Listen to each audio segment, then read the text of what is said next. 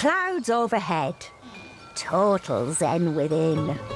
Box. We're celebrating a golden summer with a terrific two-part Great British giveaway. First, you could win a sensational £60,000 in tax-free cash. And that's not all, as you'll also win our most precious prize to date, a fine gold bar worth over £5,000. For a chance to win, text GOLD to 63225. One entry costs £2.50 plus one standard network rate message. Or text BONUS to 63225. 5 entries cost £5 plus one standard network rate message. Go to gbnews.com/win. Entries start at £2.50. Call 0903 686 3232. Calls cost £2.50 plus your network access charge. Or post your name and number to GB22 PO Box 8690 Derby DE1 9TT. UK only. Entrants must be 18 or over. Lines close at 4 p.m. on the 21st of August. This is a network giveaway. Entries will be pooled. Please check the closing time if listening or watching on demand. Good luck. At GB News, we love to hear from you, our loyal community. So drop us a line at gbnews.com/yoursay.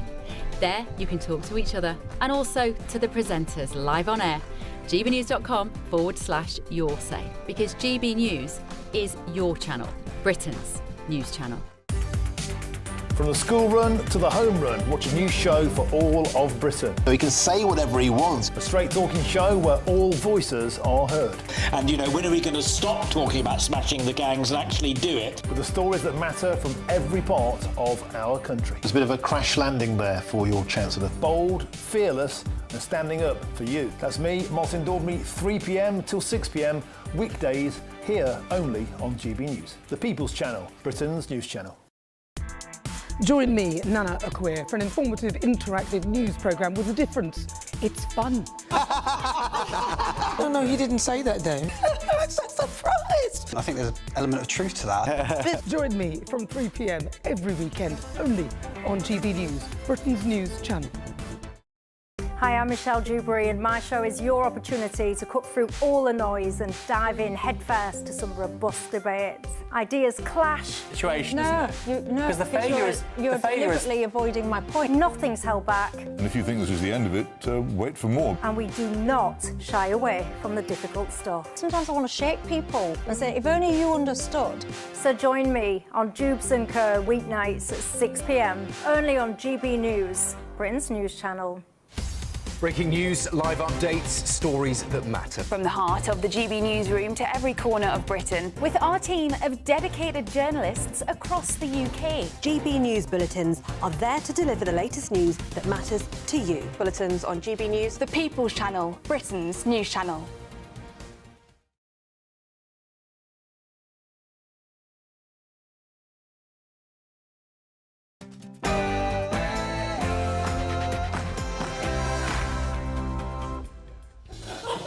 Good evening, this is Free Speech Nation with me, Josh Howie. On the show tonight, we'll get the latest on the Ann Widdecombe murder and the nasty left's reaction.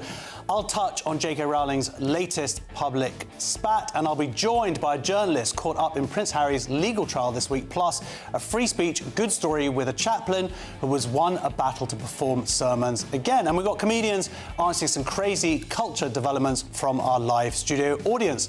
But first, the news with Lewis Mackenzie.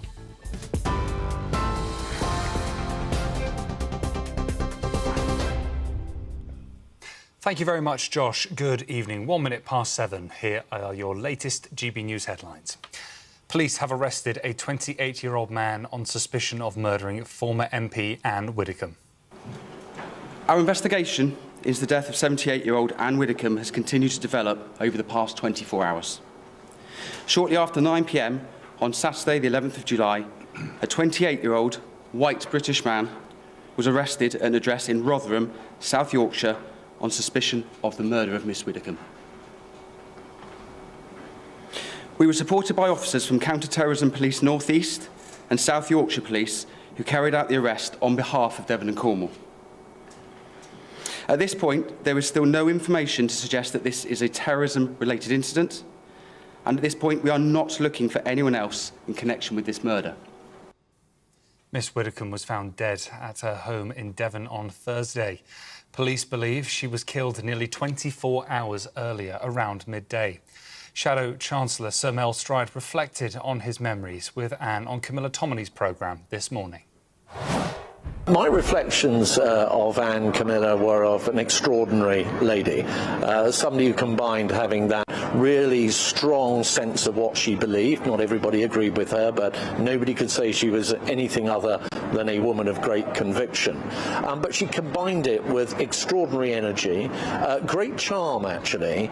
She often had a twinkle in her eye and a rather wonderful sense of humour and a rather distinctive laugh that I'll never forget. And I did spend some time with her after I was first elected in 2010, going around various garden fetes and church fetes and things of that nature.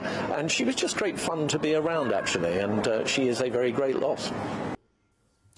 The Home Office has condemned reckless people smugglers after a record 128 illegal migrants were crammed onto a single dinghy in the English Channel. The so-called taxi boat eventually made it to UK waters on Friday morning after picking up a large group of migrants from beaches south of the port of Boulogne.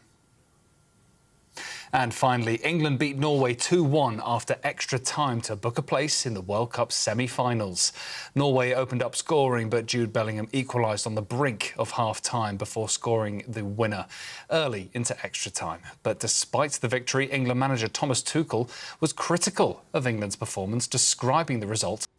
Well, Jude Bellingham hit back at the England manager, saying he wants to maintain a positive environment.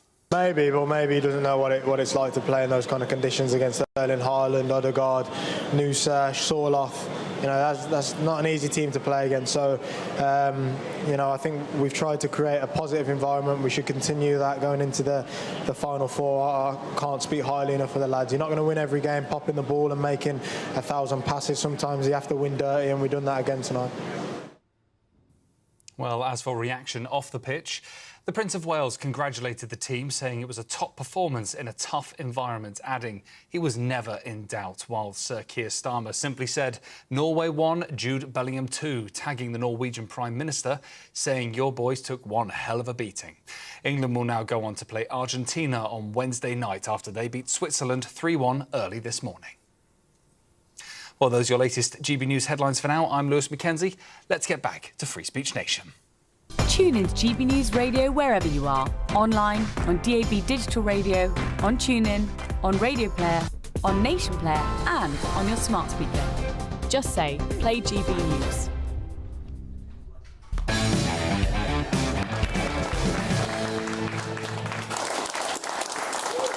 Welcome to Free Speech Nation with me, Josh Howie. This is a show where we cast our gaze across a spectrum of culture, current affairs and politics, doing our best to bring a bit of common sense to that which has become senseless. Coming up on the show tonight, we'll get an update on the Ann Widdecombe murder investigation and look at the left's sick reaction to it. J.K. Rowling is in a fresh row with Amnesty. I'm going to reveal why later with Helen Joyce. I'll speak to a journalist accused of wrongdoing by Prince Harry in his trial that ended this week. The vindicated reporter joins me in the studio, and it's a victory for free speech. Also, good news, a chaplain has been reinstated after being banned for sermons for 7 years by the Church of England. A victory for free speech again. And of course, myself and my fantastic panel will be answering some questions from our wonderful studio audience. But first, police investigating the murder of Ann Widdecombe say there is nothing to suggest it was politically motivated. Devon and Cornwall police added that they're not currently looking for any other suspects in relation to her death. This comes after a 28-year-old white British man was arrested in South Yorkshire on Saturday. Joining me now to discuss this case, this terrible situation, and the reaction to it is the Tom Slater, editor of Spiked Online. Welcome to the show. First of all, Tom, I interviewed at, she was a woman of opinions, and she would not afraid to tell you them, which is an admirable quality in today's world. I imagine you had your own experiences with her. No, and it's exactly as you say. I mean, she's the sort of person who struck anyone she met, someone of tremendous principle, a very formidable politician, but also someone who's very polite, very kind, a kind of rarer and rarer quality in public life these days. And I think the overwhelming reaction that we've seen from the public really speaks very well of her. I think that Ann Widdecombe belonged to a line of politicians which is fast fading on the left and the right, people who said what they thought and meant what they said, who were formidable, as I say, irascible, but only because they really believed in what they said, who you could never imagine, kind of meekly reading out their speeches from their iPhone or just dispensing with lines to take on the media. And I think particularly in a kind of post-parliamentary life, the fact that she pulled off a remarkable trick of becoming a quite right-wing conservative who elevated to the status of a national treasure, appearing on reality television and so on and so forth, and also really kind of embodying that type of the kind of English eccentric, someone who was very serious in her politics, but also didn't take herself too seriously. And I think that's it's that kind of politician that contemporary political culture kind of struggles to replicate. So I think when people are sort of mourning Ann Widdecombe, they're also mourning a kind of politician, a kind of substance that it seems like we've lost, which also makes some of the other reactions, which I know we're going to get onto, so despicable in the context of all of that. But before we get onto those reactions, I just want to add that what she represented also was someone who was able to have big disagreements, fundamental disagreements with other people, yet still be friendly, still be able to have positive discourse with them, to basically debate and argue in the best possible sense, rather than just kind of like what we've seen the trend over the last 10, 20 years, which is actually to shun. Yeah, absolutely. She was a lifelong advocate for freedom of speech. Some of her most pointed interventions in recent years were over legislation across Britain as well as in Scotland that were trying to clamp down on that fundamental liberty. And this is something that she really fundamentally believed in, was really a kind of living, breathing example of freedom of speech, of toleration. Obviously, there's been a lot of discussion in recent days of her quite socially conservative views. She was obviously a very passionate Catholic, but we saw, and therefore got herself into trouble from time to time for her views on gay marriage or what have you, which became quite heretical about 14 years ago.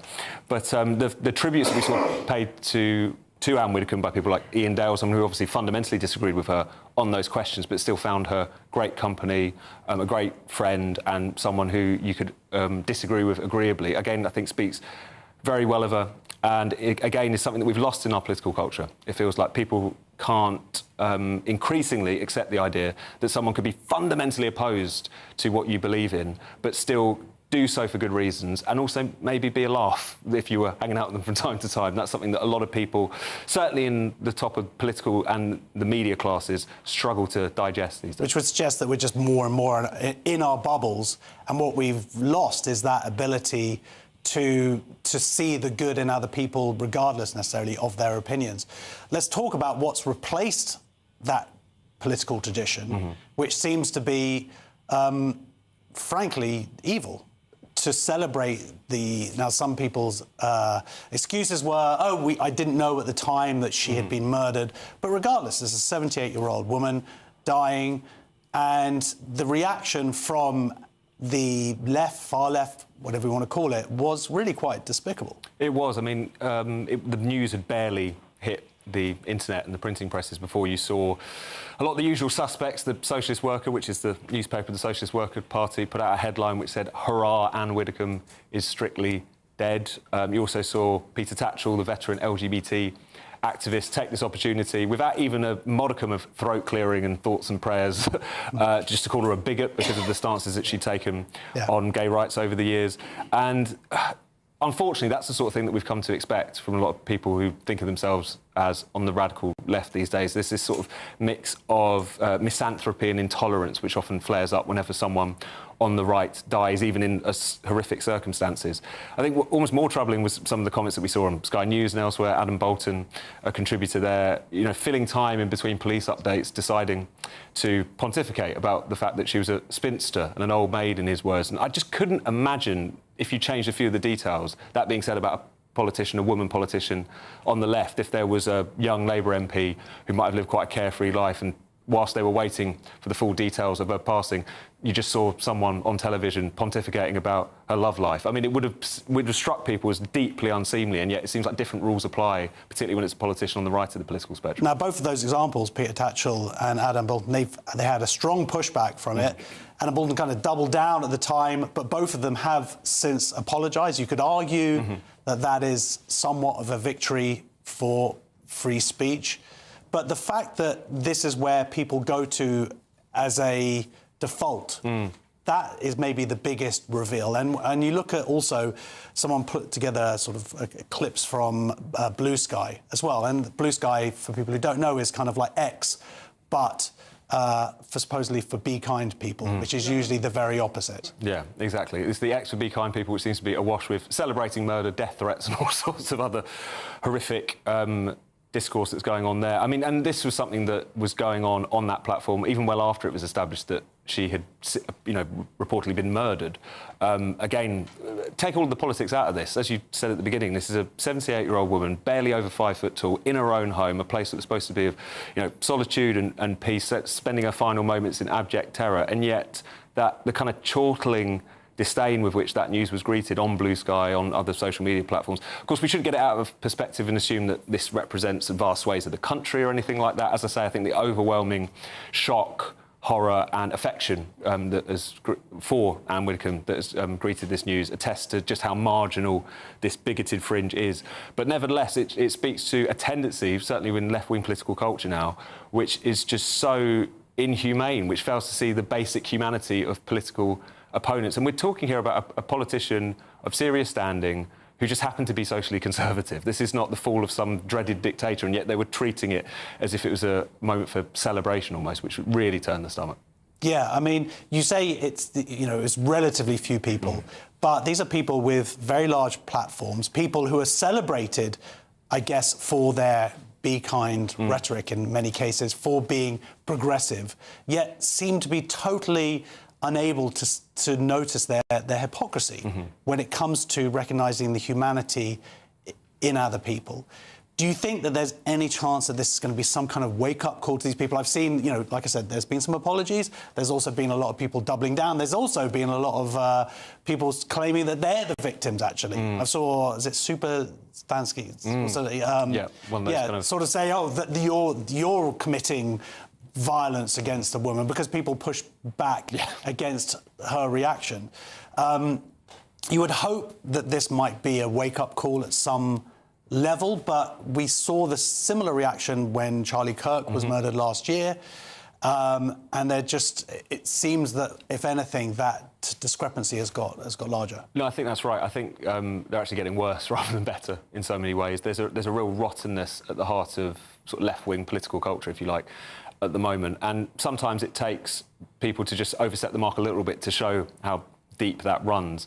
And I think it just speaks to how this whole be kind thing, it's very much be kind to me, the person who's speaking. It's be kind to people who they agree with. It's be kind to whatever particular groups that they've decided in the kind of identity politics pyramid should be treated with patronage rather than others. But if you're on the wrong side, if you've got the wrong identity, if you've got the wrong views, then you're fair play for abuse, you're fair play for celebration when you are cut down. There's a real viciousness, as I say, and I think it does speak to like a fundamental intolerance, like an inability to hold to a principle that we've had for a very long time in this country, which is that someone can vehemently disagree with you, but not only are they entitled to that view, but they're entitled, in many cases, to a certain level of respect. You can't assume that this comes from a hateful place. We're all just trying to work out the best kind of society. We might have different answers to that. But I think Charlie Kirk was, even though that was obviously in America, I think did speak to the fact that we've sort of crossed a bit of a Rubicon here, in the sense that everyone witnessed that cold-blooded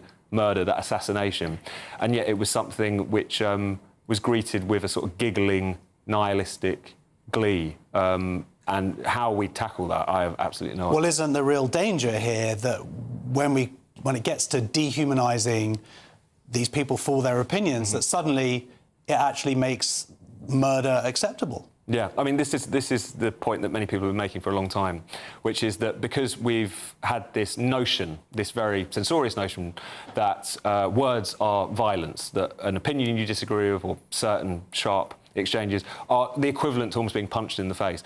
If that's true, which it obviously isn't, then violence becomes an acceptable response to speech. Then assassination becomes an acceptable response to people who are advocating a different view to yours, because you see it as such a threat to your rights or to what is supposed to be a good and proper society. And whilst I'm sure the vast, vast majority of people even engaging in this very despicable behaviour online and in what they say would never actually engage in that violence themselves, the fact that they can even make excuses for it not be shocked by it, be vaguely amused by it, I think speaks to it's the sort of logical consequence of that words are violence idea that we've had in society for some time now. All right, well, thank you very much. Big round of applause, please. Tom Slater from Spike.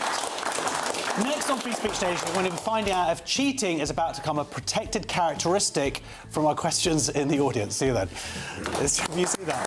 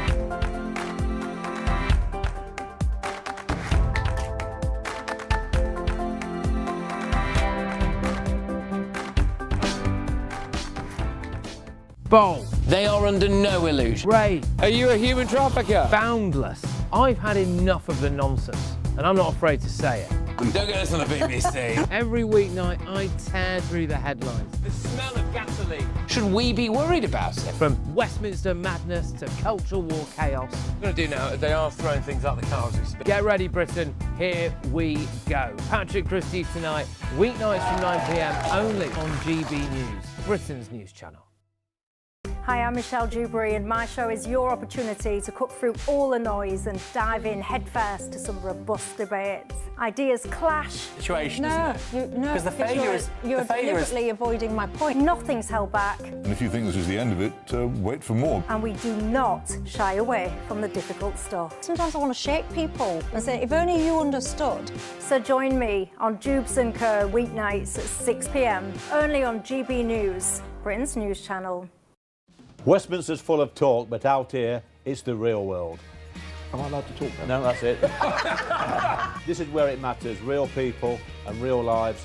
That's what politics is all about. The fact has Trump made a good start? No. Straight answers, no spin, and just a couple of pints. How many fingers have I got up? About 10. So join me for Lee Anderson's Real World every Friday at 7 p.m, only on GB News. The People's Channel, Britain's news channel.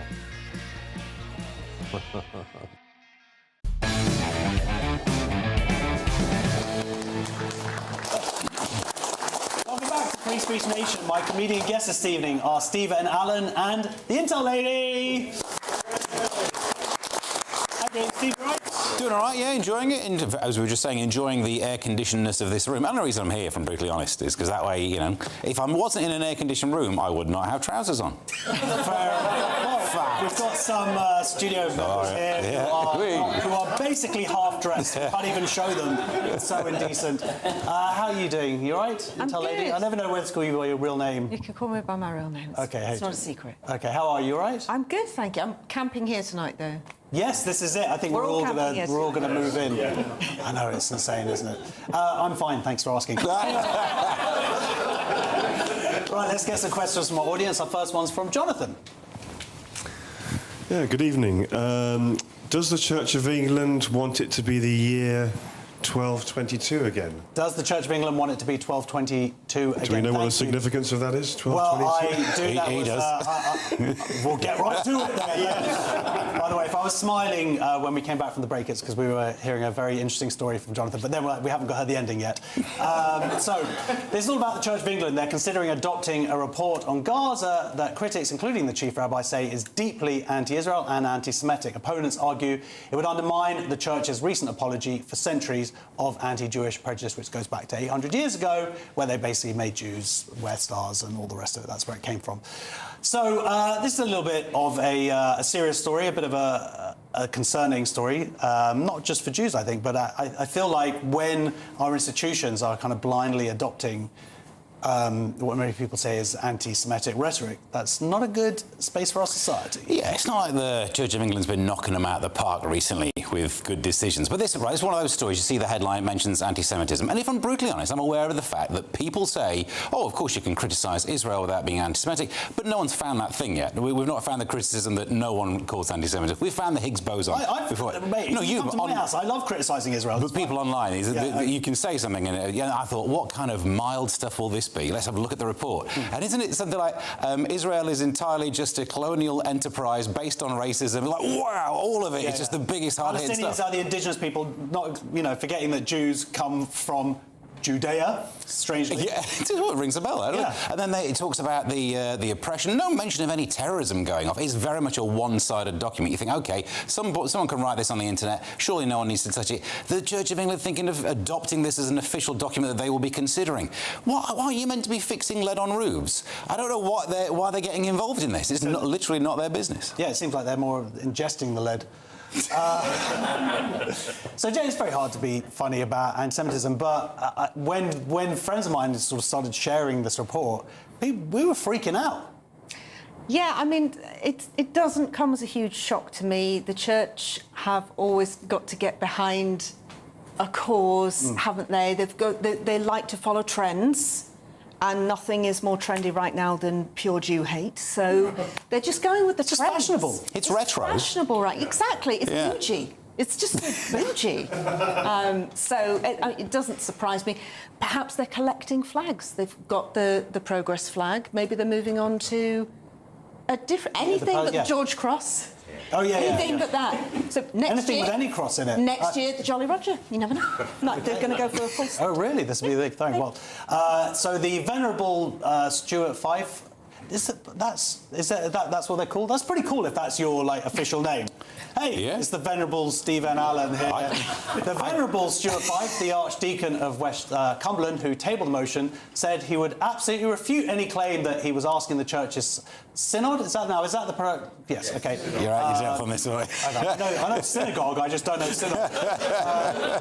To endorse or agree with views on genocide, apartheid and Zionism expressed in the document. He said, we've very carefully not used the word genocide or apartheid. We've not made a judgment that we're saying, let's at least read these documents, let's hear why they're saying this, and let's seek an understanding. He went on to say he was simply calling the synod to receive the documents as heartfelt expressions of the lived experience of the Palestinian Church, and that his motion obviously includes concern for the Jewish as well as Palestinian population. Right. Our next question is from Chris.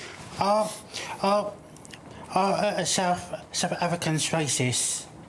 Are South Africans racist? I don't know. I think they probably are a little bit prejudiced against your shoulders, Chris. Rightly so. That's sending me into a racist rage. So South Africa is facing a surge in anti-immigration unrest, with thousands of undocumented migrants leaving or being deported after protests demanding tighter border controls. Supporters say illegal immigration is driving unemployment, while critics warn the crackdown has fueled xenophobic violence and fear amongst migrant communities. So, Jen, this is disturbing, but I guess I wouldn't say necessarily interesting, but there is racism here, or xenophobia, from black South Africans to their neighbours. Yet, of course, if we're talking about what's going on in the UK and concerns over open borders over here, we would be instantly labelled as racist, but it's OK in South Africa.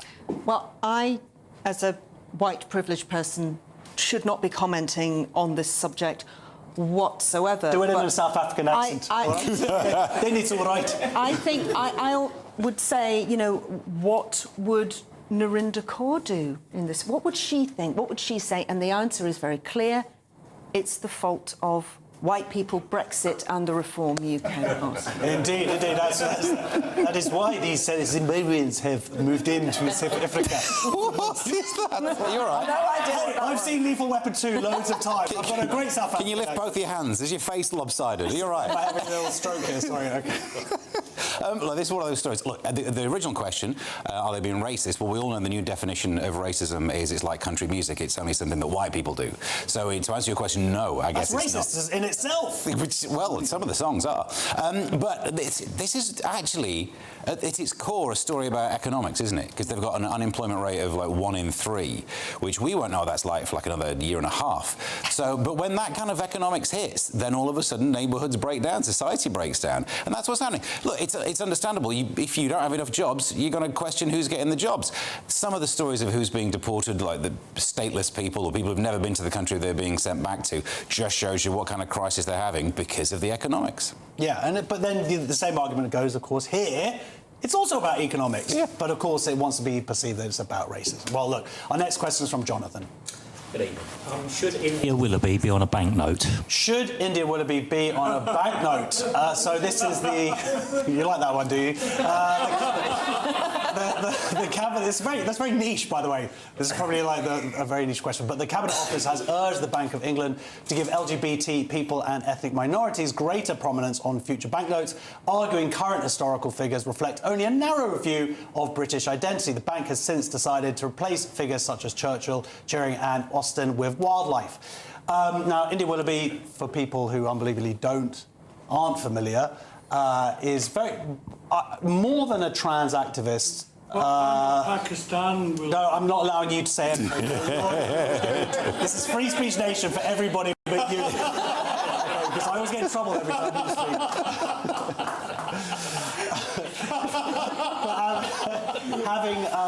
What do you think about this? Do you think that this because when this whole banknote thing came up, everybody they were sort of saying, the officialdom was saying, no, this has got nothing to do with getting rid of old white men on banknotes. This is we just want to put like sort of wildlife. But actually, it turns out they were very much pushing for this progressive agenda. I would love to see India Willoughby on a 9-bob note. I think it would be perfect. I'm amazed, actually, with the £22 billion black hole and the children in poverty that they suddenly discovered last year, that they've got any more money left to put into projects like this. It's amazing. It's almost like they've got a magic money tree, which we could put India Willoughby's face on as well. Yeah, absolutely. Who would you like on a banknote? Well, I feel really bad that Turing's being taken off. If this progression, if it was like we need LGBT people, here's a famous one for you. Yeah, here's a man who like helped win a war and was gay and was persecuted for it by the state. Leave him on the 50. The number of times I get a £50 note, which is obviously 0, but if I ever did, I'm happy that he's there. Also, as a fellow nerd, absolutely appreciate it. The fact they got rid of Churchill and replaced him with a puffin, I'm not surprised. Although, to be fair, it is a puffin that did cause a famine in India. So there's balance. Yeah. Well, look, we've got some banknotes that GB News thinks should come into circulation. Yeah, that was a good one. That's a very... oh, my God. I've replaced Turing. Yeah, that's very good. They've got Steve and Alan there, looking pretty good. Oh, no, 50 as well. Oh! We've got Angela Rayner as well.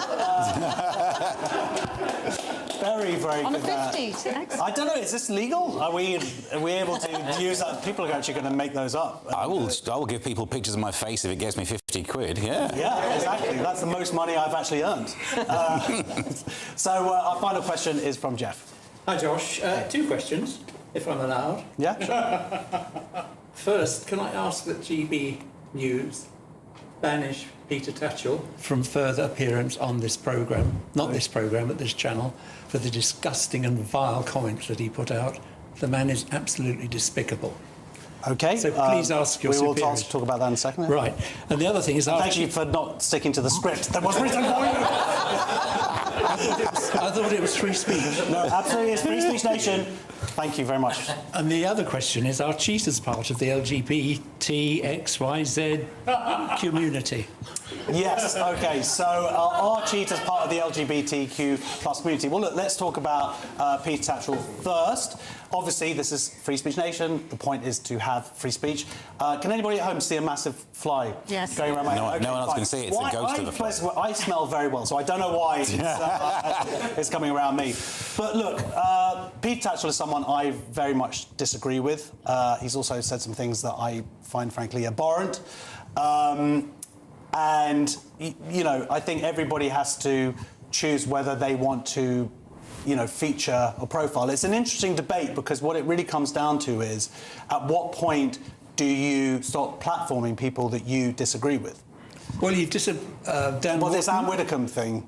But the channel as a whole has got rid of Dan Wootton, and lots of other people have been kicked off.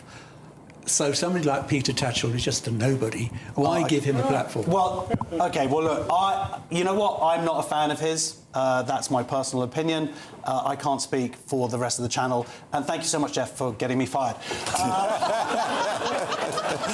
So appreciate it. Very, very quickly, I want to do this LGBT thing. Basically, British Association of Counselling and Psychotherapy has published new guidance for therapists, which includes a section on what it calls secret non-monogamy, describing infidelity or cheating as a relationship dynamic.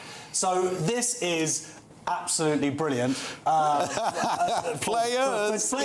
But it's now the LGBTQ plus community includes cheaters. Players, That's what you're... That's what I'm thinking, that we should be putting the P into the LGBTQ... OK, I've lost track of where we are, but it looks like bad teletext eventually, doesn't it? But no, this is fantastic. I always thought that this is the one demographic that has always been picked on, the unfaithful. All of a sudden, it's not my fault. It's my identity that I managed to make my way through the entire typing pool. Do you know what I mean? It's going to be great. I mean, it could be that this whole thing that we've seen over the last 20 years has just been to get to this point, to include the cheaters and make it now acceptable. The letters of which are SNM, which you have to be really careful how you say. Yes. I mean, why not just bung some more letters on the end of it? Why not? The more the merrier. Just has lost all meaning now, so whatever. Well, look, next on Free Speech Nation, a major new study by free speech advocates argue the law has gone too far in restricting expression. I'll speak to someone who's worked on it and hopefully will give us some hope for our future. See you in a couple of minutes.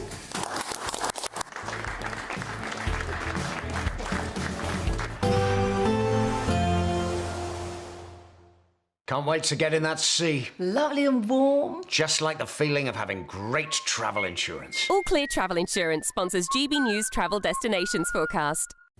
The wildfire risk across western areas of Europe will be continuing into next week with very limited rainfall around and continuing high temperatures. Parts of central France could be pushing 40 degrees Celsius over the coming days.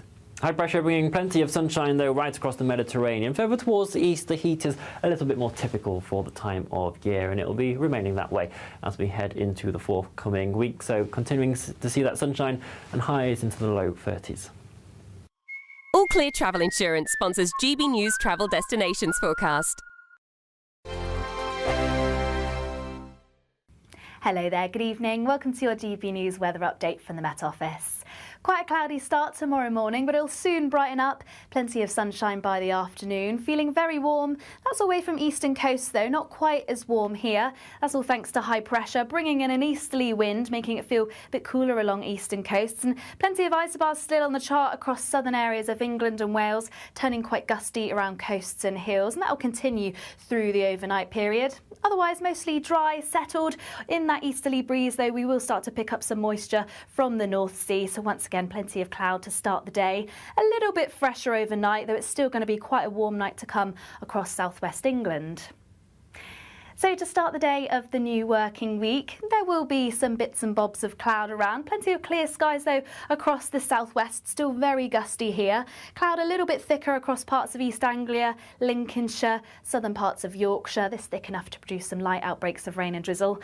Lots of sunshine to start the day across Northern Ireland. And once again, some bits of cloud across Scotland to start the day. But the difference tomorrow across Scotland is that a lot of that cloud will clear away, bringing plenty of blue skies here. And that's a very similar story elsewhere across the country as well. Some cloud, but this lifting and breaking eventually through the morning, and lots of clear skies across the country. Still very gusty across southern coasts, and a good enough breeze around eastern areas just to bring some relief from the heat. So temperatures more towards the mid-20s here, but still reaching the high 20s, possibly the low 30s across parts of the south. Now, Tuesday is very much a rinse and repeat. Some thick cloud in the morning, gradually lifting and breaking, and lots of clear skies across the country by the afternoon. Still quite gusty across some southern coasts, and still that slight temperature difference where it's a bit cooler across eastern areas and still very warm in the south. And this picture continues for the rest of the week. That's it from me. Bye-bye. At GB News, we love to hear from you, our loyal community. So drop us a line at gbnews.com/yoursay. There you can talk to each other and also to the presenters live on air. gbnews.com/yoursay, because GB News is your channel, Britain's news channel. As soon as it hits 11 and the headlines come in, the late edition brings you the breaking news from all the front pages. Because the news is going to happen. So get a head start today. Patrick Christie's tonight, late edition. Alex Armstrong tonight, late edition. From 11 o'clock every night. Only on GB News, the People's Channel, Britain's news channel. Breaking news, live updates, stories that matter. From the heart of the GB newsroom to every corner of Britain, with our team of dedicated journalists across the UK. GB News bulletins are there to deliver the latest news that matters to you. Bulletins on GB News, the People's Channel, Britain's news channel.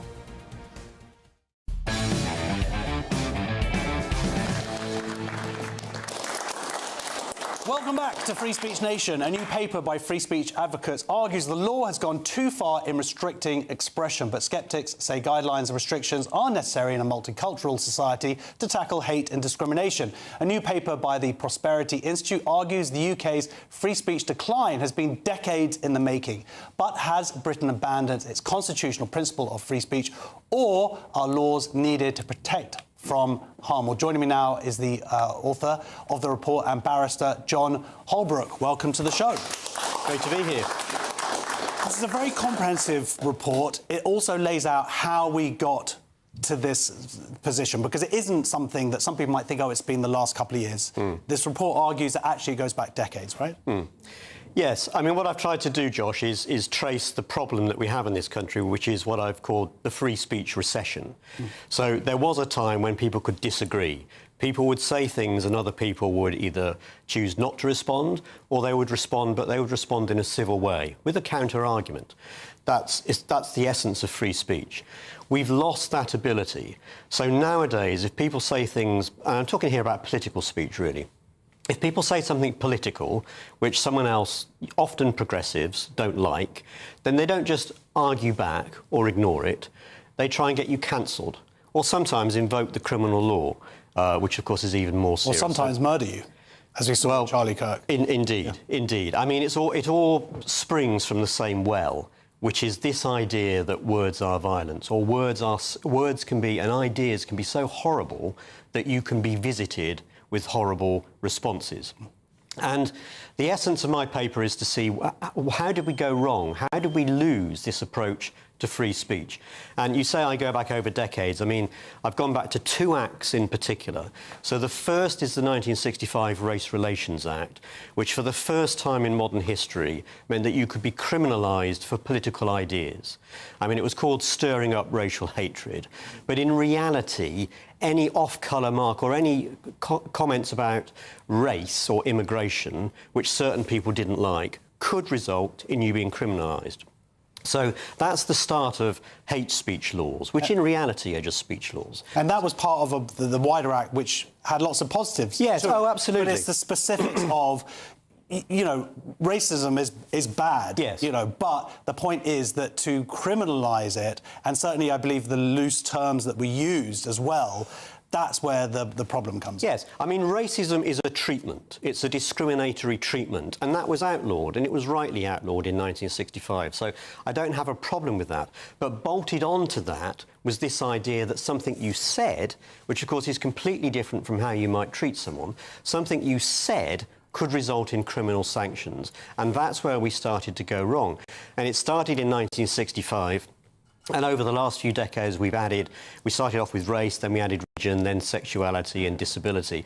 So you get all of these different so-called hate speech laws, and it's created a culture in which people tend to think that some of the things that you might say are so wrong that you can be criminalised for it. And as a result of that sentiment becoming embedded in society, that's why so many people are experiencing cancel culture, which particularly affects people in the workplace and beyond, where, you know, you might say something in over the office cooler and someone doesn't like it, and you can end up losing your job or being suspended or whatever.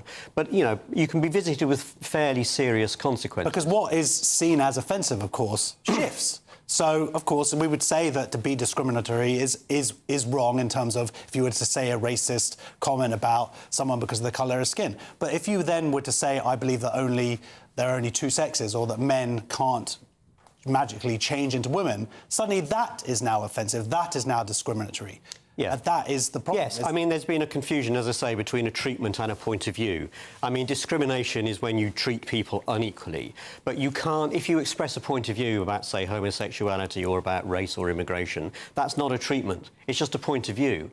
And in a democracy, and this is why the issue is so important, in a democracy, people have to be free to express what they believe. And, you know, the essence of democracy, if you don't like that point of view, then you argue against it. And the problem is we've skewed the whole political culture because far too many people these days don't feel able to express their non-woke views, particularly on race, religion and immigration. And that's why we've had a very one-sided debate on these issues. You know, the progressive forces have been able to shift the debate in their direction. People who resist it have often found it difficult. And people see how people are treated. And, you know, ordinary people say, well, look, I don't want this grief. Why should I express my gender-critical views, or why should I say there should be less immigration? People don't feel comfortable saying those views because they fear the consequences, and that's the problem that my paper's addressing. So you point out how we got here. You also point out some solutions, which, interestingly, we've talked about this in the past, but they were talking about like having some sort of free speech act, like in America, where it's part of the Constitution. Of course, we don't have a Constitution in the UK. Yeah, that's right. I mean, it's tempting to look at America and say, well, they have a much better approach to free speech, and they certainly do with their First Amendment, which basically says that Congress shall not pass any laws that abridge your rights of free speech. But the problem is we don't have a written constitution. We don't have something that you could bolt on a First Amendment. And, in fact, I don't think we even need to do that. I mean, the essence of our constitutional framework is that Parliament is sovereign. So, you know, all of our laws ultimately stem from Parliament. And if Parliament passes bad laws, then the remedy is to pass better laws. And what I'm suggesting in my paper is that we repeal those bad laws. So we start off with repealing of all the hate speech laws. And then there's another issue I've addressed, which is under the Public Order Act, I think you should only be criminalised if you say something that incites violence. Which is what happens in America. Exactly. And it actually, funnily enough, it used to be the situation we had in Britain up until we passed the 1986 Public Order Act. So again, it's a fairly recent vintage, you know, what is it, 40-odd years. And what that did is it set the threshold not at incitement of violence, but the causing of harassment, alarm or distress. Again, it's too low a threshold, and it's very subjective. It's very easy for someone to say, oh, well, I was called harassment, alarm or distress, and hence you can be prosecuted for something that you've said. So that Section 5 of the Public Order Act needs to go. We stay with Section 4, which quite rightly criminalises the incitement of violence. OK, well, look, I would suggest people read this. It's at the Prosperity Institute. I have to say the Prosperity Institute is owned by the Legatum Group, which is one of the lead investors in the holding company of GB News. Now, it's interesting, I just want to finally end on that, is that shows you, I believe, how important free speech is and how important it is that we talk about it and deal with it. Anyway, big round of applause, please, for the barrister John Holbrook. Join us in a few moments in Free Speech Nation, where J.K. Rowling is in a fresh trial with Amnesty. I'm going to be revealing why with Helen, Joyce. See you in a sec.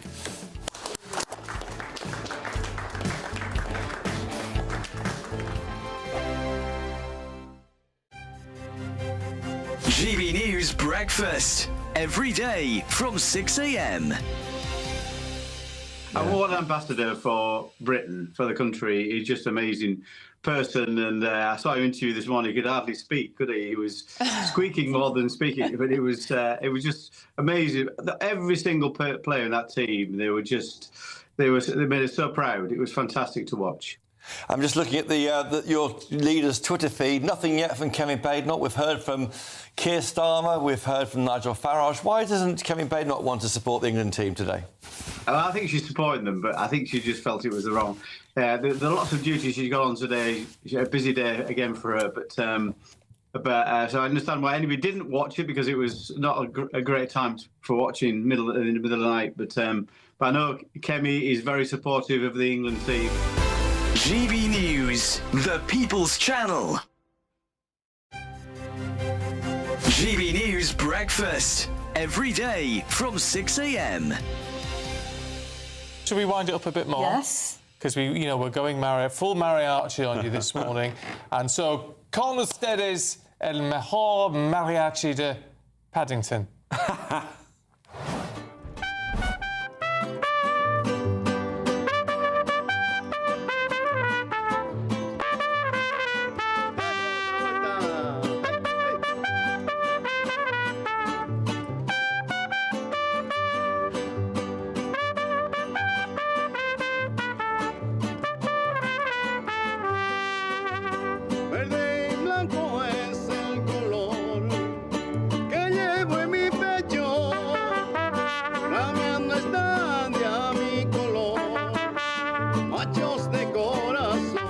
GB News, the People's Channel.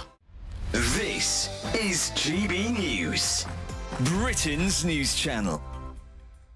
She's a Russian blue. What makes Denka such a good pet? She's very affectionate. They're very dog-like in their behaviour, very solid breed, and basically they're a pet for life, really. Amazing. Well, Denka's been very, very well behaved here. And speaking of behaviour, Anna Webb, dog behaviouralist, joins me now. The show's been doing some research about how music affects different pets. What have they found? Well, they found that reggae really helps calm dogs in particular.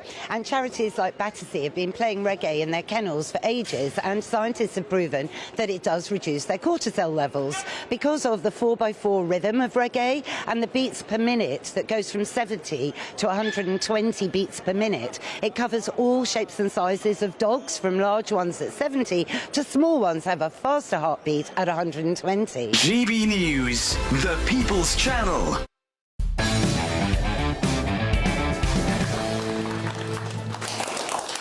Welcome back to Free Speech Nation. So J.K. Rowling and John Cleese are having a bit of an online tiff, rightly so, with the group Amnesty International. A briefing by the campaign group accused the Harry Potter's writer's Sexual Violence Support Centre of being an anti-rights, saying that Byra's Place, which is among many others, were visibly opposing the rights of LGBT plus people. The guidance has since been removed after backlash.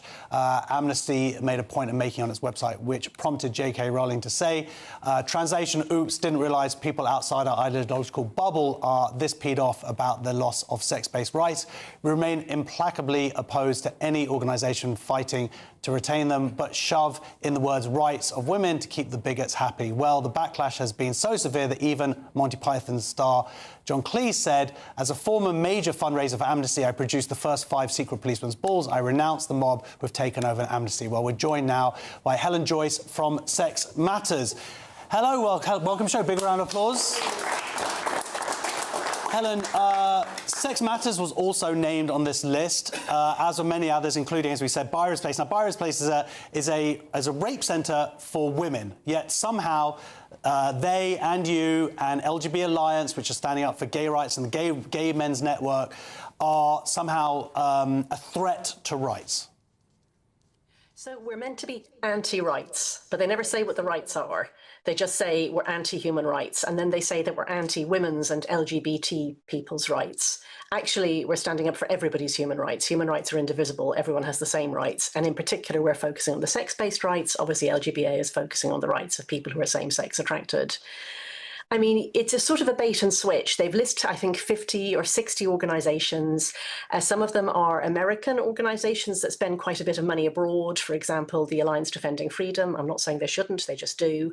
And they come to this figure of 100 million that's being spent in the UK on anti-rights activism, which they lump in anti-abortion activism. They lump in anything that's about traditional roles for men and women. And then they say gender critical, which they say, I mean, my goodness, it'd be good if they knew their enemy, really. But what they say is that what we want is for there to be traditional roles for men and women, and that anyone who steps outside those roles is wrong. And if that was the case, then I think we might actually be anti-rights. But I mean, it's literally the opposite of what we are. I mean, it's gender ideology that says that if you act in a feminine way, you must be a woman, and if you act in a masculine way, you must be a man. So it's just this dog's body, like dog's dinner of a report that just, you know, casually defames about 50 organisations and people, among them Virus Place, as you say, which it describes as anti-rights, when literally all it does is support women who have been raped and want to have a same-sex environment in which to recover. Or us, who stand up for 100% of all human beings, because every human being has a sex and some of our rights are based on our sex. Or LGB Alliance, that stands up for people who are same-sex attracted. So a bunch of us have written, I have to say. We wrote over the weekend, so did LGBA, and so did Gay Men's Network. And we await with interest what Amnesty come back and say. How do you think that Amnesty sort of has fallen so far? As John Cleese says, they were an organisation set up to help people who are being tortured or political prisoners, yet to be focusing on the stuff and accusing people, as you say, of who are just fighting for women's rights, fighting for gay rights, and to sort of accuse them of somehow being a threat. That's a long way from where Amnesty was when I was growing up. I know. I mean, they used to write letters. I mean, I actually collected money from them door to door. I mean, I really wish I hadn't now, but that was about political prisoners and torture. I mean, basically, it shows how when you accept a lie into the heart of your organisation, it turns your organisation upside down. So you can only play this game of saying that somebody is anti-rights if you pretend that men who say they're women are women. That's how you say that, saying that, you know, a man who can't come into women-only spaces, oh, I'm harming his rights. Well, if I call him a woman, then he's a woman who's excluded, or she's a woman who's excluded from women's spaces, and now suddenly I'm anti-rights. The problem is that's just false. The man is a man, not a woman. So you start with the lie, and then it cascades through your entire organisation, and people who see that it's a lie leave, or they stay quiet, and the people who basically are making their living from the lie, like the person who wrote this report. It's the second report like this that she's written. She's on staff at Amnesty. You know, they stay and they get promoted. They do well. Their last chief executive left and was replaced by somebody who clearly believed in the same sort of stuff. We asked the previous chief executive to meet before he left, and he said he was too busy. Too busy. All right, well, thank you so much. I'm sorry, we're going to have to go now, but thank you so much, Helen, Joyce. Amnesty said, we have temporarily removed this briefing while it goes under its internal review. Amnesty International UK remains committed to researching and campaigning on human rights issues, incorporating a long-standing and explicit commitment to gender justice. That's the end of the first hour on Free Speech Nation. See you guys in a couple of minutes. Expect warm spells with the odd rude interruption. Box Boiler sponsors the weather on GB News. Hello there, good evening. Welcome to your GB News weather update from the Met Office. Quite a cloudy start tomorrow morning, but it'll soon brighten up. Plenty of sunshine by the afternoon. Feeling very warm. That's away from eastern coast, though. Not quite as warm here. That's all thanks to high pressure, bringing in an easterly wind, making it feel a bit cooler along eastern coasts. And plenty of isobars still on the chart across southern areas of England and Wales, turning quite gusty around coasts and hills. And that will continue through the overnight period. Otherwise, mostly dry, settled. In that easterly breeze, though, we will start to pick up some moisture from the North Sea. So once again, plenty of cloud to start the day. A little bit fresher overnight, though it's still going to be quite a warm night to come across southwest England. So to start the day of the new working week, there will be some bits and bobs of cloud around. Plenty of clear skies, though, across the southwest. Still very gusty here. Cloud a little bit thicker across parts of East Anglia, Lincolnshire, southern parts of Yorkshire. This thick enough to produce some light outbreaks of rain and drizzle. Lots of sunshine to start the day across Northern Ireland. And once again, some bits of cloud across Scotland to start the day. But the difference tomorrow across Scotland is that a lot of that cloud will clear away, bringing plenty of blue skies here. And that's a very similar story elsewhere across the country as well. Some cloud, but this lifting and breaking eventually through the morning, and lots of clear skies across the country. Still very gusty across southern coasts, and a good enough breeze around eastern areas just to bring some relief from the heat. So temperatures more towards the mid-20s here, but still reaching the high 20s, possibly the low 30s across parts of the south.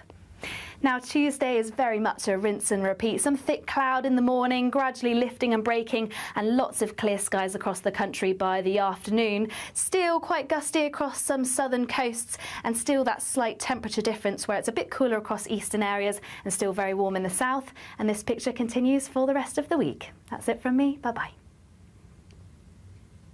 Expect warm spells with the odd rude interruption. Boxed Boilers sponsors the weather on GB News.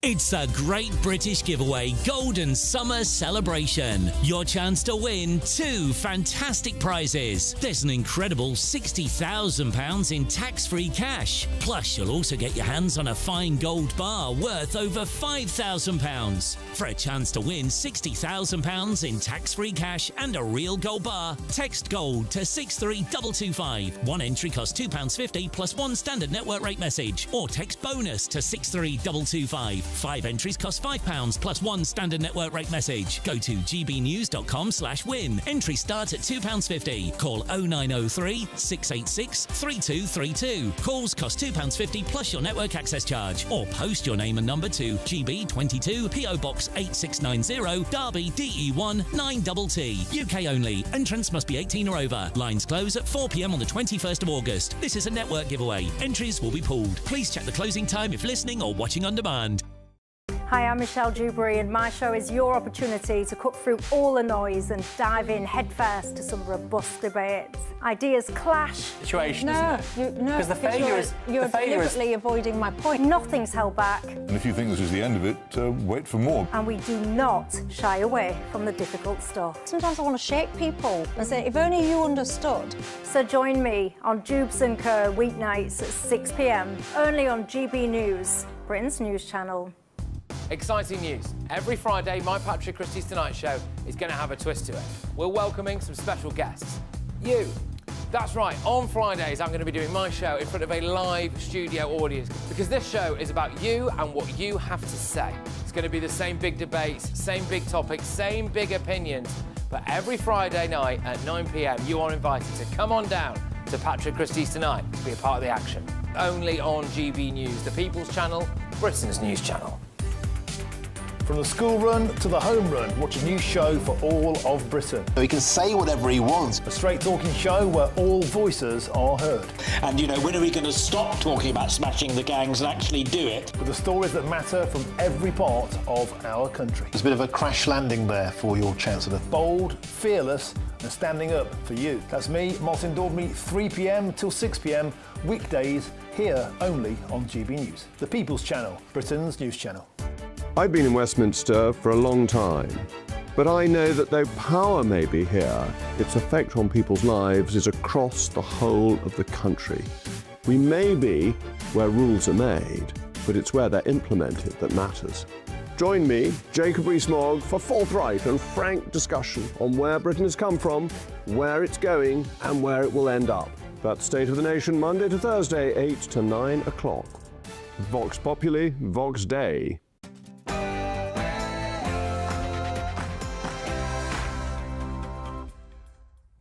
Plenty more still to come on Free Speech Nation this week, including I'll be speaking to a journalist accused of wrongdoing by Prince Harry in his trial that ended this week. The Vindicator reporter joins me in the studio.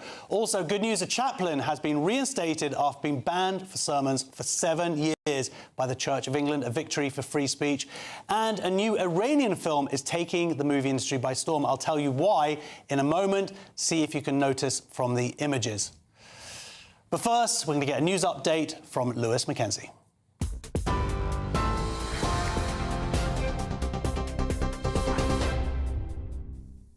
Thanks, Josh. Good evening. It's just after 8 o'clock. Here are your latest GB News headlines. Police have arrested a 28-year-old man on suspicion of murdering former MP Ann Widdecombe. Our investigation into the death of 78-year-old Ann Widdecombe has continued to develop over the past 24 hours. Shortly after 9 p.m. on Saturday, the 11th of July, a 28-year-old white British man was arrested at an address in Rotherham, South Yorkshire, on suspicion of the murder of Miss Widdecombe. We were supported by officers from Counter-Terrorism Police North East and South Yorkshire Police who carried out the arrest on behalf of Devon and Cornwall. At this point, there is still no information to suggest that this is a terrorism-related incident, and at this point, we are not looking for anyone else in connection with this murder. Miss Widdecombe was found dead at her home in Devon on Thursday. Police believe she was killed nearly 24 hours earlier, around midday. England beat Norway 2-1 after extra time to book a place in the World Cup semi-finals. Norway opened scoring, but Jude Bellingham equalised on the brink of half-time before scoring the winner early in extra time. But despite the victory, England manager Thomas Tuchel was critical of England's performance, describing the result. Well, Jude Bellingham hit back at the England manager, saying he doesn't know what it's like to stay in those conditions. Maybe, but maybe he doesn't know what it's like to play in those kind of conditions against Erling Haaland, Odegaard, Nusa, Sorloth. You know, that's not an easy team to play against. So, you know, I think we've tried to create a positive environment. We should continue that going into the Final Four. I can't speak highly enough for the lads. You're not going to win every game popping the ball and making 1,000 passes. Sometimes you have to win dirty, and we've done that again tonight. Well, as for reaction off the pitch, the Prince of Wales congratulated the team, saying it was a top performance in a tough environment, adding he was never in doubt. While Sir Keir Starmer simply said Norway won, Jude Bellingham too, tagging the Norwegian Prime Minister, saying your boys took one hell of a beating. England will now go on to play Argentina on Wednesday night after they beat Switzerland 3-1 early this morning. Now, some breaking news for you now. 2 men have died after going into the water in a rescue attempt at a beach in Hartlepool. Cleveland police say they were trying to help 2 children who had got into difficulty. Both kids are safe and have been taken to hospital to be checked over. The men were brought out of the water by the RNLI and were given medical treatment, but were pronounced dead a short time later. We'll, of course, bring you more as we have it here on GB News. Well, those are your latest headlines for now. Let's get back to Free Speech Nation. For all the latest from GB News whilst you're on the go, get the GB News app. Scan the QR code now to download or visit gbnews.com/app.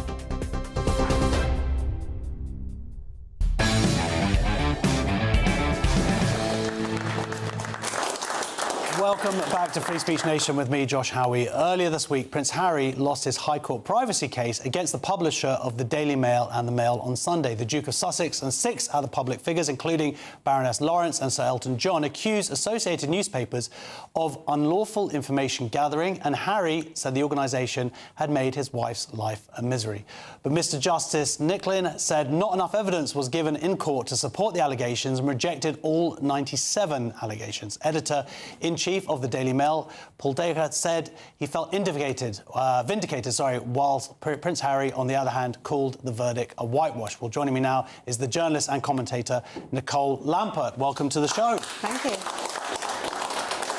A lot of people might know you now writing on stories that impact the Jewish community and Israel, but before all of that, you were a celebrity journalist, and I guess that includes also dealing with the royals as well. And we're friends in real life, and as this case approached, obviously I saw the impact that it had on you.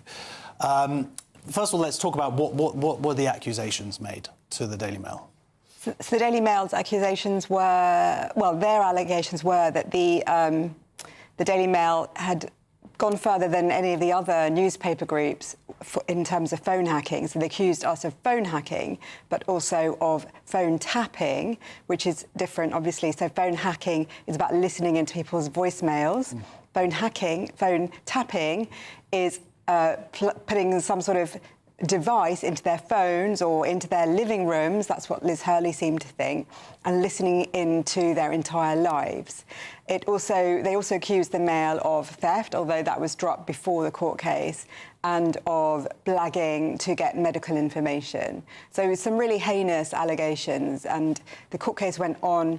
Well, I first became aware of it in about 2020. They first made their allegations public in about 2022. So this has really dragged on, and it's been a huge strain for all of us. I was the Daily Mail's show business editor. I left when I became pregnant. Well, I left when I had my son. He's now nearly 20, so it was an entire lifetime ago. And I was on the stand for 5 hours being asked about 7 stories that I wrote about 25 years ago. Wow. Now, it should be said, the judge wrote, very complimentary statements about your testimony and other journalists as well. Do you think that this has been a kind of the end of an era? Obviously, there was incredible press overreach. There was illegal stuff did occur. News of the World shut down.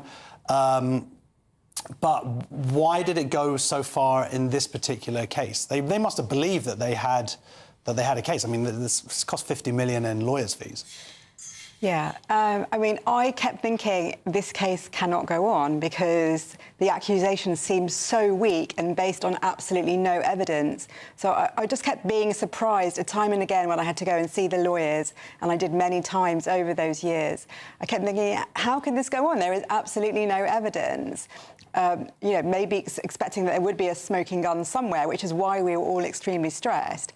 But I think it will all be coming out in the next few weeks because there's going to be a hearing into costs. But it seems to me that a lot of the allegations were simply made up. And they were put into several documents of testimony. And famously now, Gavin Burrows, he was originally...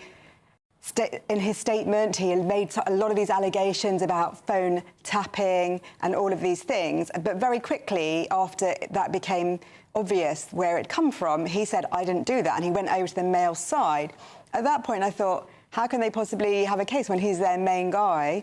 But it carried on. So I think the judge it's a hearing set for 2 or 3 days to discuss how these costs are met. 30 million are from the Mail, and having been through that process, I can totally see where that money has gone. I think the judge there will be questions to be asked, and there will be questions to ask, like, how are the other side going to pay this?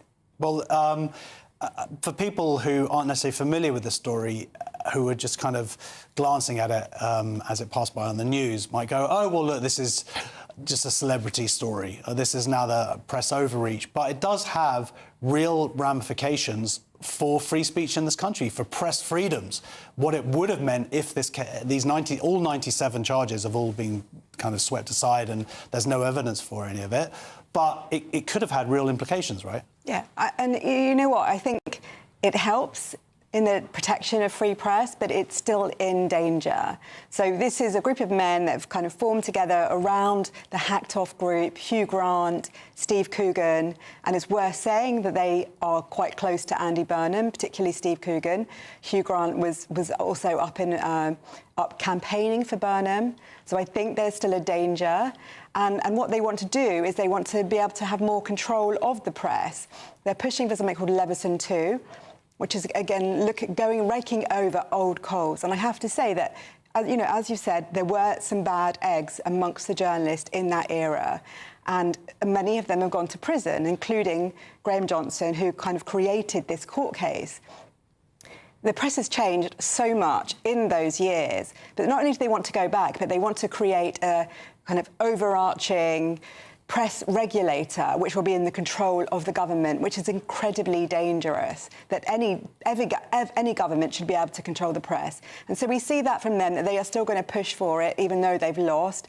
And we also hear kind of Leveson 2 worries or kind of mumblings from both Labour and also, I think, from Nigel Farage. He's very angry with the press this week.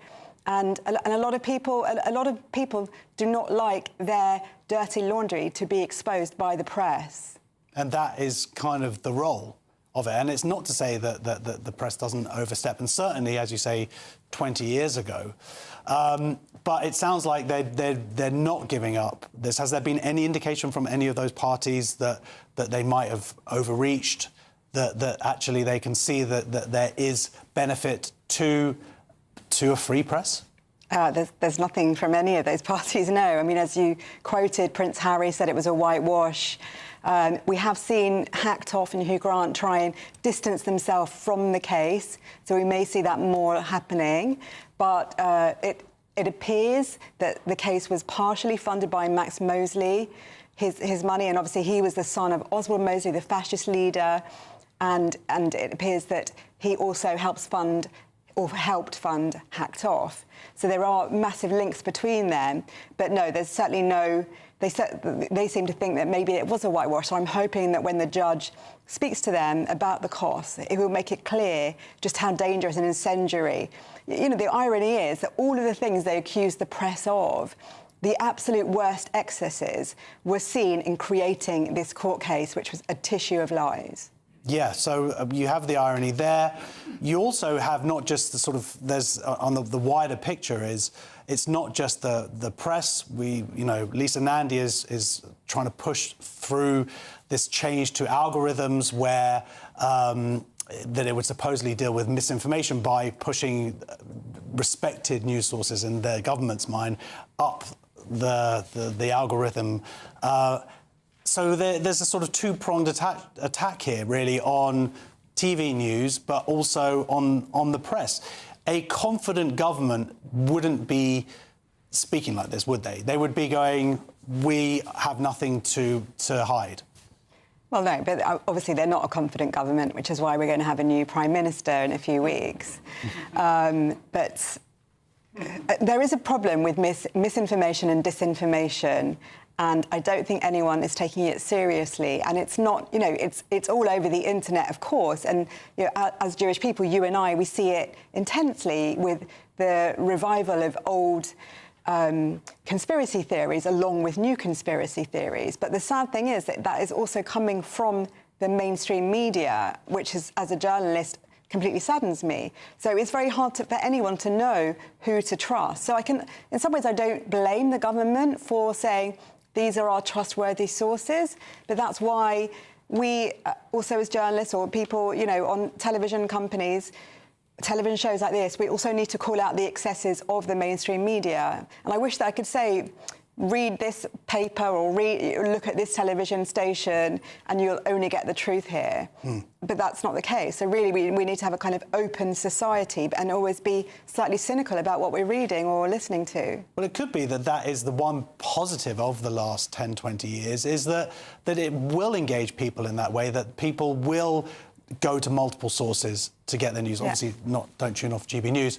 But there is something to be said for at least checking on things later, rather than just blindly accepting, as someone who used to just basically get all my news from The Guardian and from BBC, those days are long gone. Yeah, and I think that the existence of GB News and its popularity and success it shows that people stopped trusting the BBC. There's the fact that 500,000 people have stopped paying their licence fee every year. The BBC is in trouble, and GB News is giving people a different point of view, which is important because I think people really felt that the BBC would overreach. We saw it even in the Brexit era.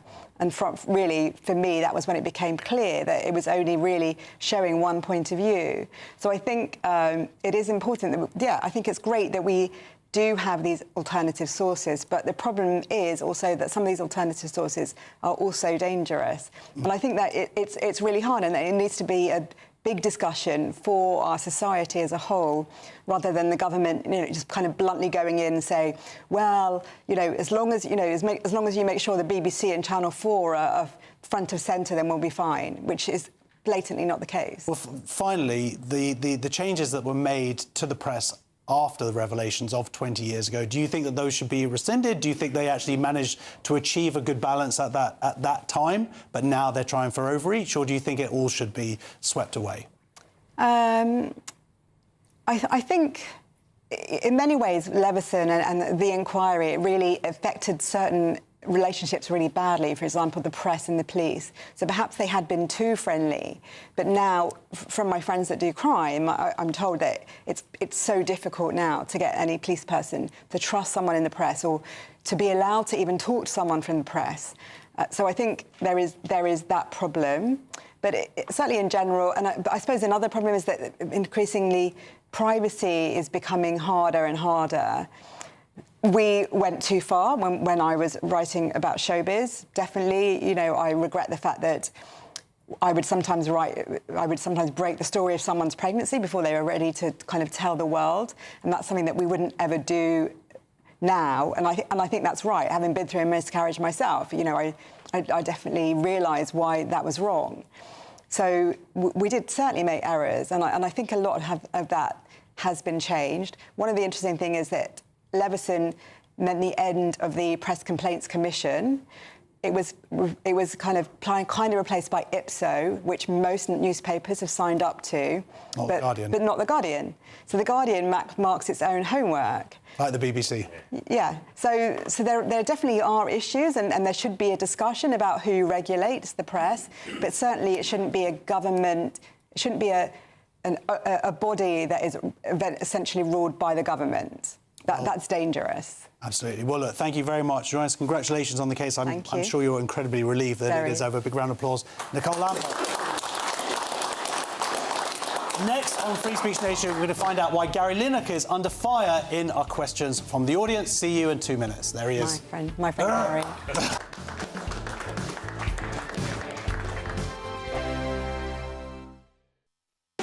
You want to know what's really going on in the corridors of power? Labour don't know what to do with you half the time, and that makes you quite lethal in the chamber. Get behind the headlines with Chopper's Political Podcast. Join me, Christopher Hope, as I sit down with the great and the good of British politics. We'll see where this ruling takes us. These are the stories shaping our nation. Chopper's Political Podcast, available now on all platforms. Listen in and stay ahead. 5 hosts, 5 opinions, 5 fearless debates, 5 unfiltered takes on the day's news. 5 reasons not to be anywhere else on Saturday night. This is the Saturday 5. You got me. You got me good there. Britain's biggest Saturday night TV show. It's not a bad brand. Yeah. Uncensored. Very, very racy tonight on the unpredictable. What did she say? Can you translate it for us? And always entertaining. And how can a country go from being led by William Wallace to Saturday nights from 6 p.m. only on GB News. The People's Channel. Britain's news channel. You're going to want to stay tuned, trust me. At GB News, we love to hear from you, our loyal community. So drop us a line at gbnews.com/yoursay. There you can talk to each other and also to the presenters live on air. gbnews.com/yoursay, because GB News is your channel, Britain's news channel.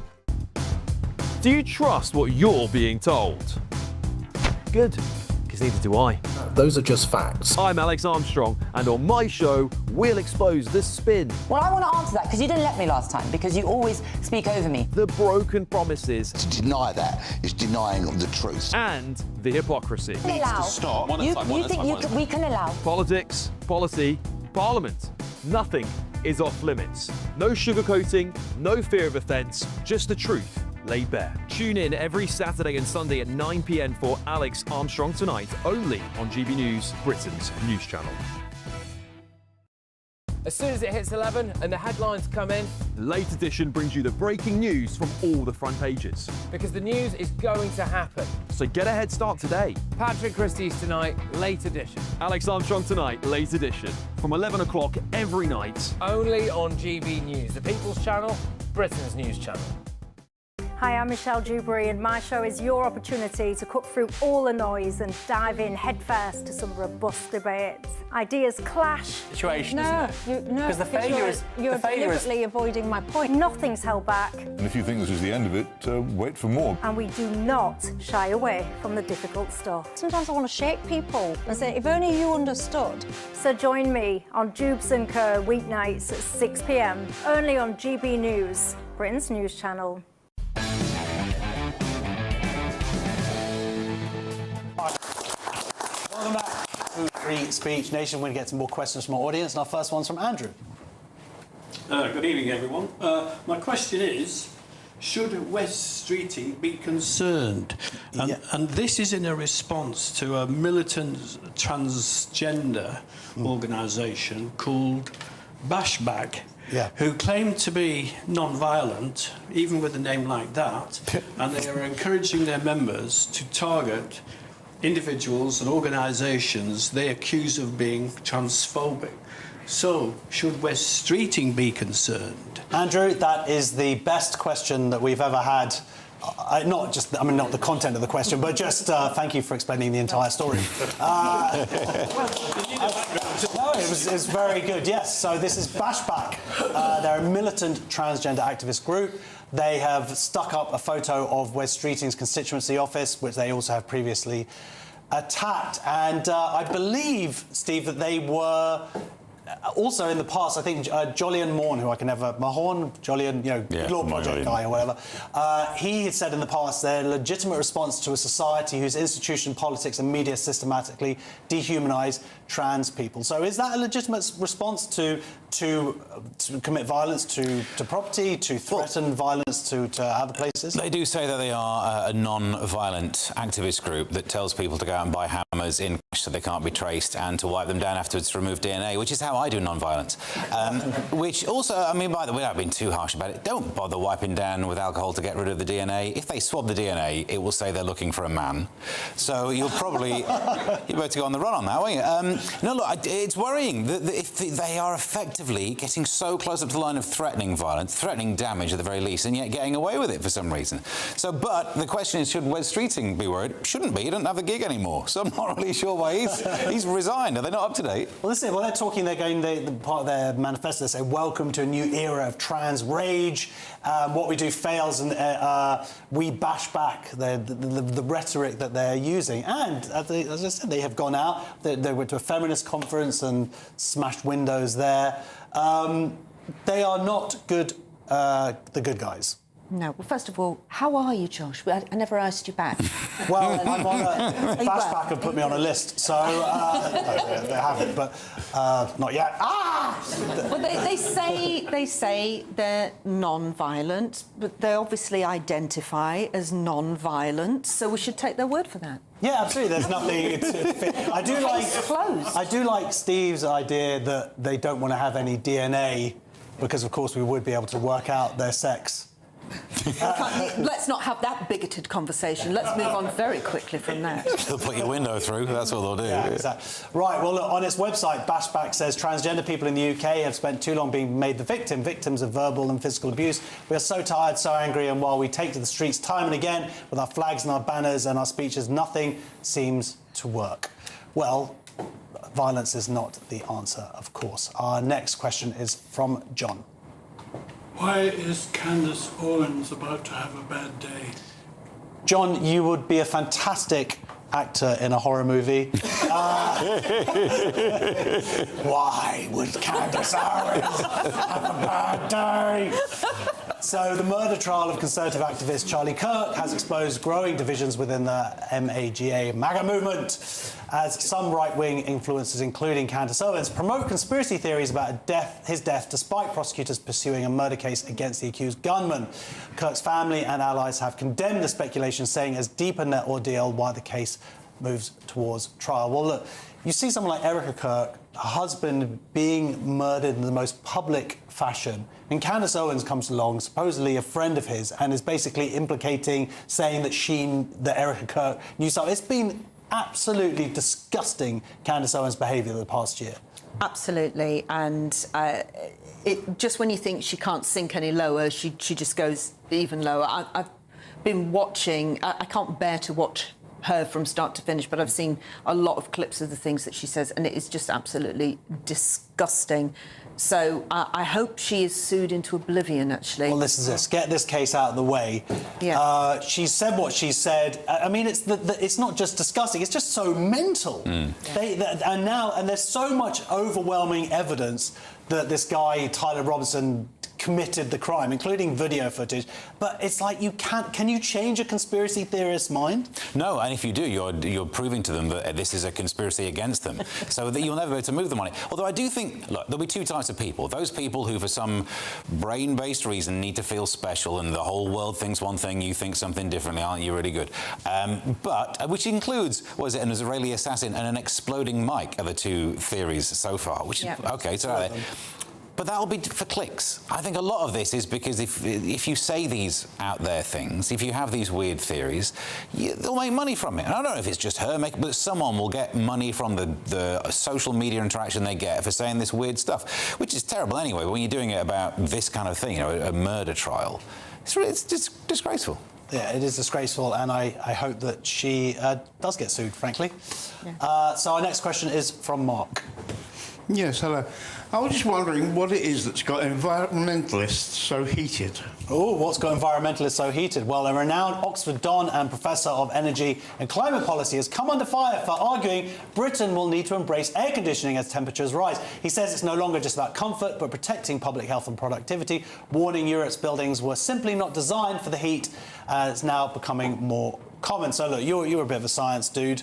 Yeah. But this essentially what he refers to as the energy culture war. So now that's part of the culture wars. Because of course it is, because everything is. It's bizarre, isn't it? So if you are of the mind where you think climate's changing, in the future we will have more of these hot summers, extremer events, then surely the solution's right there. We've already invented it years ago.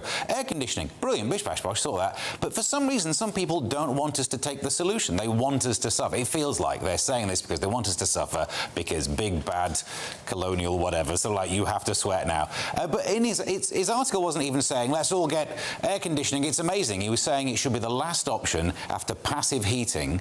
All right, even that's, I disagree. Passive heating is sort of windows with shutters, so you can kind of... Shutters, you know, close your curtains. And there's some Roman way the article goes on about that you can have this underfloor air vent, which used to be like wafted by slaves. They don't mention that when they're going into it. I don't think they're saying we should bring that back. But we've got the technology. It's ridiculous that we think we should just use less and be less. We've invented it. If you want to have it carbon-free, make more nuclear power. We could have so much air conditioning if we have nuclear power in this country. We could be freezing. We'd be sat here moaning about how cold it is, the way that we Brits love doing. Well, we've got air conditioning. Fortunately, I work at GB News, and we love air conditioning at GB News. That's why we're all here. That's why you came down specifically, isn't it? Come down for the air conditioning. But it is funny now that air conditioning is seen as this like right-wing conspiracy. I know, but it's fun though, isn't it? I mean, great. It's great to add another one to the list. But and the people you argue with are just sweating themselves. Exactly. But you would presume that if the sun's out, that the solar panels are working, and then we don't have a problem with the aircon, do we? If the solar panels are making it all run, what's the problem? Yeah, well, but someone who was arguing against them in this article basically says, well, it might not be providing 100% of the electricity. And she also says, hey, look, in Saudi Arabia, they're totally fine with it being hot. So why don't we just get on with it? That's why I think the mentality is like, no, you don't get to have the nice things. You have to suffer for some reason. You have to sweat because other people in other countries sweated in the past. It's ridiculous. One of the arguments was that if you use aircon, it takes the heat from outside a building and puts it in the street. So we'll have hotter streets. Go inside then. That's where the air conditioner is. So solved it. Well, look, our final question's from Anton. Has Gary Lineker reached boss level for virtue signalling? Has Gary Lineker reached boss level for virtue signalling? Gary Lineker has sparked controversy after referring to the Falkland Islands by both their British and... Steve, he is such a... Do you know what? We're going to fall out over this one, but you know what? You're happy about it? I don't care.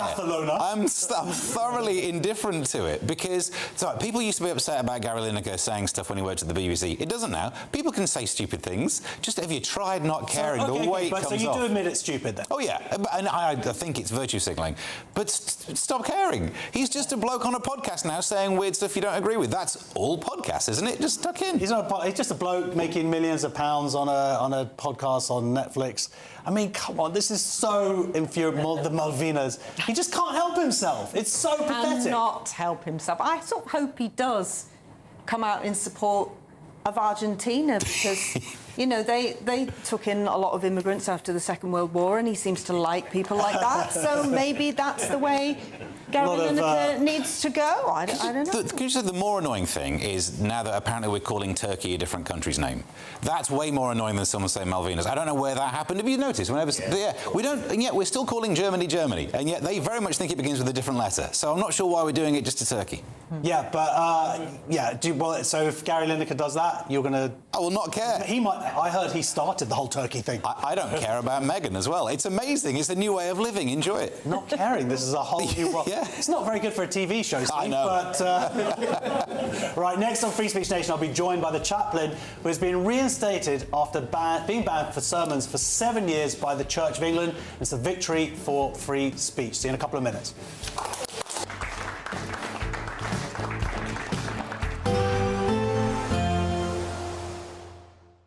Dinner under the stars tonight? That reminds me of our travel insurance. You mean All Clear Skies? All Clear Travel Insurance sponsors GB News Travel Destinations Forecast. The wildfire risk across western areas of Europe will be continuing into next week with very limited rainfall around and continuing high temperatures. Parts of central France could be pushing 40 degrees Celsius over the coming days. High pressure bringing plenty of sunshine, though, right across the Mediterranean. Further towards the east, the heat is a little bit more typical for the time of year, and it will be remaining that way as we head into the forthcoming week. So continuing to see that sunshine and highs into the low 30s. All Clear Travel Insurance sponsors GB News Travel Destinations Forecast. Hello there, good evening. Welcome to your GB News weather update from the Met Office. Quite a cloudy start tomorrow morning, but it'll soon brighten up. Plenty of sunshine by the afternoon. Feeling very warm. That's away from eastern coast, though. Not quite as warm here. That's all thanks to high pressure, bringing in an easterly wind, making it feel a bit cooler along eastern coasts. And plenty of isobars still on the chart across southern areas of England and Wales, turning quite gusty around coasts and hills. And that will continue through the overnight period. Otherwise, mostly dry, settled. In that easterly breeze, though, we will start to pick up some moisture from the North Sea. So once again, plenty of cloud to start the day. A little bit fresher overnight, though it's still going to be quite a warm night to come across southwest England. So to start the day of the new working week, there will be some bits and bobs of cloud around. Plenty of clear skies, though, across the southwest. Still very gusty here. Cloud a little bit thicker across parts of East Anglia, Lincolnshire, southern parts of Yorkshire. This thick enough to produce some light outbreaks of rain and drizzle. Lots of sunshine to start the day across Northern Ireland. And once again, some bits of cloud across Scotland to start the day. But the difference tomorrow across Scotland is that a lot of that cloud will clear away, bringing plenty of blue skies here. And that's a very similar story elsewhere across the country as well. Some cloud, but this lifting and breaking eventually through the morning, and lots of clear skies across the country. Still very gusty across southern coasts, and a good enough breeze around eastern areas just to bring some relief from the heat. So temperatures more towards the mid-20s here, but still reaching the high 20s, possibly the low 30s across parts of the south. Now, Tuesday is very much a rinse and repeat. Some thick cloud in the morning, gradually lifting and breaking, and lots of clear skies across the country by the afternoon. Still quite gusty across some southern coasts, and still that slight temperature difference where it's a bit cooler across eastern areas and still very warm in the south. And this picture continues for the rest of the week. That's it from me. Bye-bye. Join me, Nana Akwe, for an informative, interactive news programme with a difference. It's fun. No, he didn't say that, Dave.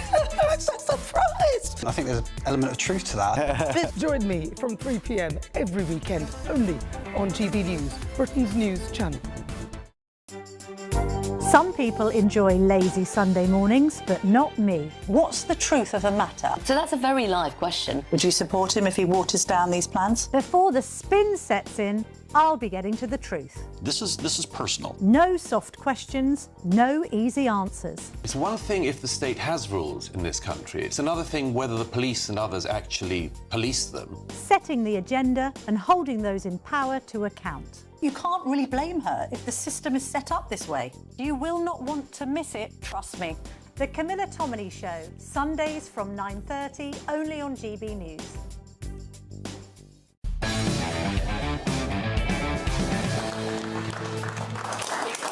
Welcome back to Free Speech Nation. Now it's time for a free speech victory story. A chaplain who was sacked over a sermon has been reinstated after a 7-year battle. Bernard Randall was reported to terrorism watchdog Prevent and sacked by the Anglican hierarchy after addressing the subject of identity politics and transgenderism in 2019. He claimed bosses at Trent College in Nottingham unfairly dismissed him, and after an independent review, the diocese in London ruled that it could not be established on the behalf of probabilities that Randall's sermon caused harm. A Diocese of Derby spokesman said that it was happy to continue supporting Randall's potential return to ministry as he decides whether and where to apply for the role. Joining me now is the chaplain. Welcome to the show. How are you? A big round of applause. So as we heard there, you now have the opportunity to make sermons again, but this has been 7 years in the making, right? That's right, yeah, it's been 7 years, and actually I haven't yet been reinstated fully. I've been cleared of wrongdoing, or not that there was any allegation of wrongdoing in the first place. It's all very, very strange. But I've been cleared to be able to return to ministry, but I haven't yet actually been reinstated and given the opportunity to do any ministry. The Diocese of Derby are rather dragging their heels on that one. But yeah, it's been, well, 7 years since I gave the sermon, over that now. And so the fact that they took the best part of 7 years to say there is no problem with teaching Church of England teaching, the mind boggles as to how on earth that has possibly happened. But yes, finally, sense has won in that sense, and I'm clear of any suggestion that I'm a harm to children simply by saying, well, I'm Christian, you can be Christian too, which is the fundamental point I made. Absolutely. Did you think when you started fighting this that it would take 7 years? We always say on the show the process is the punishment, but I certainly haven't seen someone taking 7 years to clear their name. No, I think part of the problem has been that the safeguarding team in Derby, first of all, and then when they realised they'd messed it up completely, they transferred it to London to be a sort of independent safeguarding team. They messed it up as well. They weren't following the guidelines and the rules of how to do a safeguarding investigation, which meant that I was caught between that, and that's why it's taken so long. So, yes, the process is the punishment. I do feel very much so that I was left dangling because they didn't know what to do with it. They knew that they didn't like what I'd done, but at no stage could they really articulate why what I'd done was anything that I shouldn't have done. So the process was dragged out and dragged out. The secular authorities, the LADO, the local authority, when it was reported to him, took 1 day to say this is not a safeguarding matter. So the fact that it took the church the best part of 7 years to decide is not really a safeguarding matter, it beggars belief. I have no good explanation for why they weren't willing to say much earlier, yeah, no problem here, move on. I imagine because they hoped you would give up, or at least that's speculation. But, excuse the pun, have you lost your faith, certainly, I mean, with the authorities? I'm certainly disenchanted with the hierarchy of the Church of England. I think I would put it that way. I haven't lost my faith. In some ways, my faith is stronger. It's when it's tested that you really know that you can sort of stand, that you're determined when the call comes to really put your life into following Jesus, and you go, oh yeah, no, actually I am doing that now. It's not just a hobby. It is my life's commitment that I'm taking seriously enough to go through some very, very difficult times. It's, you know, psychologically, emotionally, spiritually, it has been very bleak at times. And I've told the church this, and we've got really very little by way of positive response to that, no response at all, really. So, yeah, again, they were quite happy to see me suffer the process rather than ever hold up their hands and say, yeah, we've made some mistakes, we need to put this right. Well, as you're coming close to coming out the other side, what advice would you have to anybody fighting a similar fight, not necessarily within the church, but within anywhere, fighting cancellation, standing up for their rights for free speech? What have you learned from the process? What I've learned is that actually, if you want to have a sense of integrity, if you want to look yourself in the mirror, there are times when you have to make a stand, and that line will be different for everybody. For some people, you can carry on for a long time in a difficult situation and not make a stand, hoping that things will get better. But there comes a point where you just say, no, this far and no further. I can't go any along with that anymore. I'm going to have to stand. And yeah, it's a matter of integrity, ultimately, to say, I'm not going to let this be who I am. I'm going to be the better person and stand up for truth. Well, well done for seeing it through. I'm sorry, of course, that it took 7 years to reach this point. I imagine, I don't want to, but would you make the same sermon again today? I don't want to put you on the spot. That's fair enough. I would never give exactly the same sermon twice, because circumstances change and whatever, and the debate on transgender ideology and stuff has moved on to some extent. But broadly speaking, yes, what I said was true. What I was encouraging was critical thinking and respect for those with whom we disagree. And those should never go out of fashion. I mean, you know, despite the best efforts of the school and the church, critical thinking and respect and indeed love for your neighbour who disagrees with you should be really high values. And I would uphold those every single day of the week. Really, well, like I say, congratulations. Thank you very much for joining us. Big round of applause, please, for Chaplain Randall. Next on Free Speech Nation, a new Iranian film is taking the movie industry by storm. I'll tell you why in just a moment. See if you can notice from these images. The director will be joining me in just a few minutes.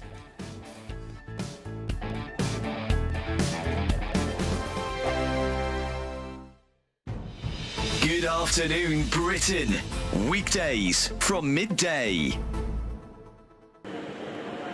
Yeah, Cameron, Miriam, it's certainly feeling hot here today, 30 degrees, and it's only going to get hotter, of course, across the country. Many people feeling the heat as well. Those red weather warnings for extreme heat in place, saying that this heat could even cause a risk to life, urging people to take precautions. But spare a thought for people working in this heat, particularly those in kitchens. We can't come to the beach without a fish and chip shop. This is the Modern World Fish and Chip Shop in Brighton, and Ibram runs it. Ibram, just how hot is it inside your kitchen today? It's an absolute scorcher, actually.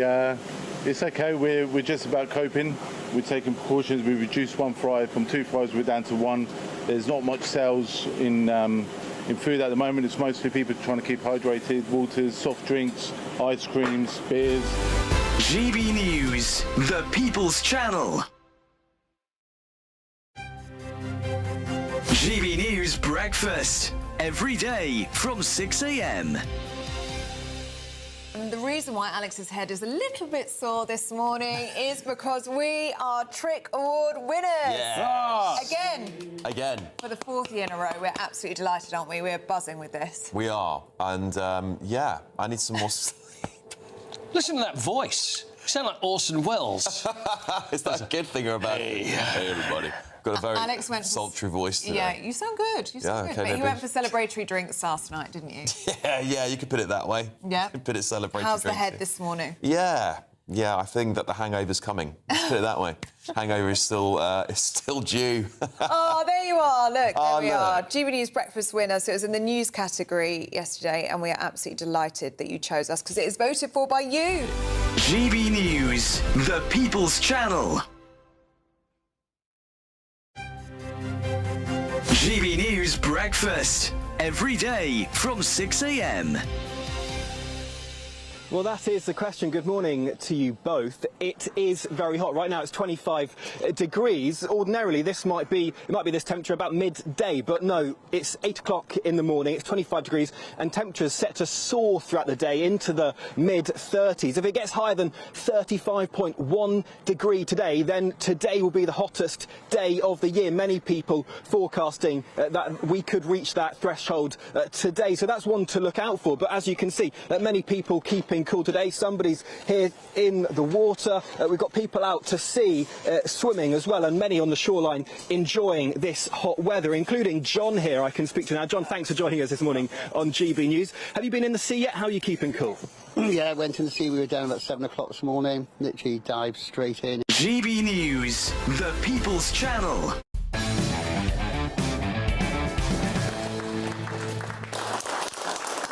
Welcome back to Free Speech Nation. Artificial intelligence is becoming an increasingly powerful tool in filmmaking. But where should the line be drawn? A new feature film, 77 Hours, combines real actors with AI-generated environments to recreate the violence that followed the unrest in Iran in January this year. It is the first UK-produced AI-assisted feature film to receive wider cinema screenings across multiple venues. The project has also been nominated at the AI International Film Awards. Well, its director, Iranian refugee Vahid Mahdavi, says that AI can help tell stories, and we're going to have a look at this film now. Clip. هیچ وقت خواب ظهر رو دوست نداشتم. نه تو بچگیم نه الان. بسم الله الرحمن الرحیم. اللهم صل علی محمد و آل محمد. وقتی 10-12 سالم فکر می‌کردم اگه ظهر بخوام خیلی چیزا رو از دست میدم. آقا پسرتون که انشالله بسیجی بود. بگو ببینم از کدوم ور اومدی؟ حاجی اون دعوای ناموسی بود. بریم دنبال بابات بگردیم. مرادی حرکت کن. مستقیم کلیش. من اینجا چی کار میکنم؟ I am joined in the studio now by the director of 77 Hours, Vahid Mahdavi. Big round of applause. Thank you very much. Now, you said that you use AI because otherwise it would have been impossible to tell this story, right? Exactly. That's one of the points that we are using the AI inside this movie is that we cannot go to inside the Iran to filming. Actually, we cannot. Actually, if we were inside the Iran, we couldn't filming this kind of movies with this subject at this moment, actually, because the government is prohibited. No, of course. I mean, they would, I imagine, murder you. Yes, actually. So I watched the film. I went to the premiere on Friday. It's a hard watch, frankly. It's a hard watch. It's excellent. I mean, it's unbelievable that you're watching AI. But I've never seen a kind of hybrid like this, where it's sort of telling of an historical story, but in a very digitized way, which is real. It's quite difficult to kind of take it all in, certainly with something that's such a difficult subject matter. One of the important things about our movie is the story. The story is enough painful, and when you're following the story, it's, you will forget everything about how it's made, actually. The AI for me is a tool to creating easily and better, or something that I cannot creating with a camera. At this moment, the tools are so powerful and helping the people to creating the things that they are imagining in their mind. And in this movie, actually, we use different kind of methods to creating the realistic, high-quality image by the new technologies that's coming from China. And the Chinese company help us to recreating the scenes. Actually, recreation is meaning we had the real footage from Iran, from all the events happened on 8th and 9th of January.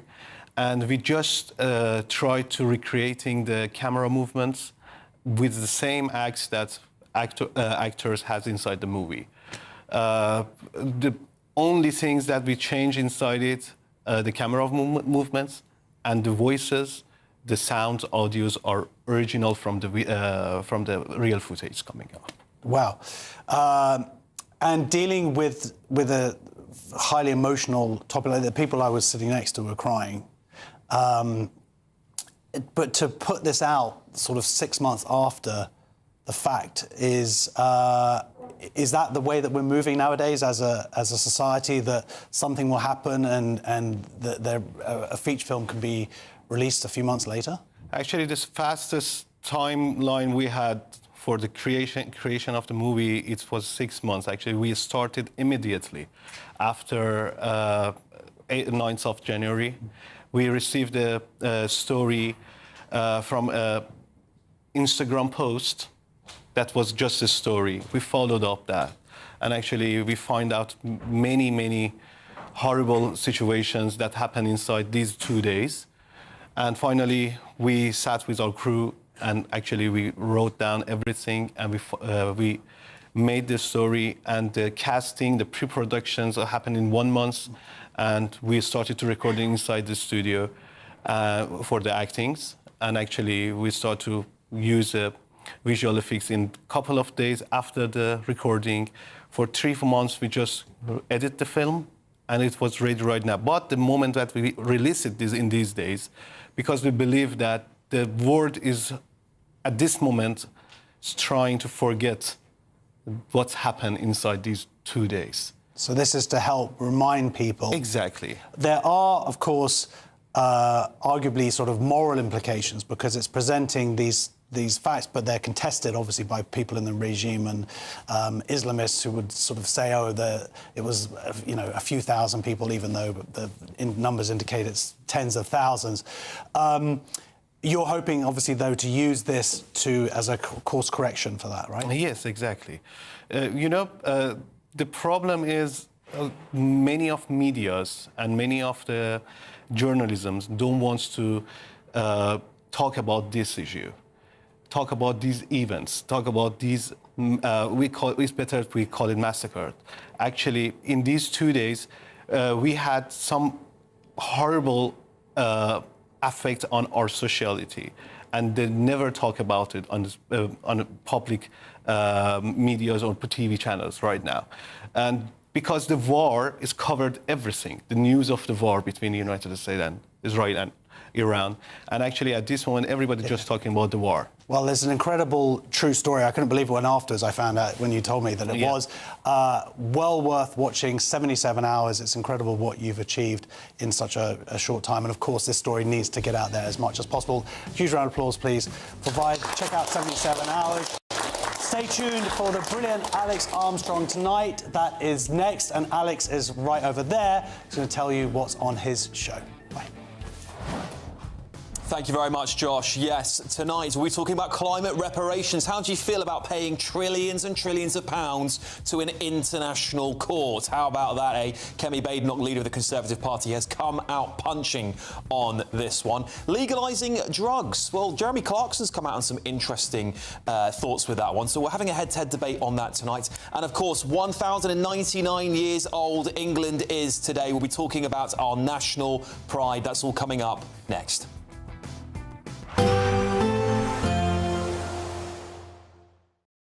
Today, clouds overhead, total zen within. Boxed Solar sponsors the weather on GB News. Hello there, good evening. Welcome to your GB News weather update from the Met Office.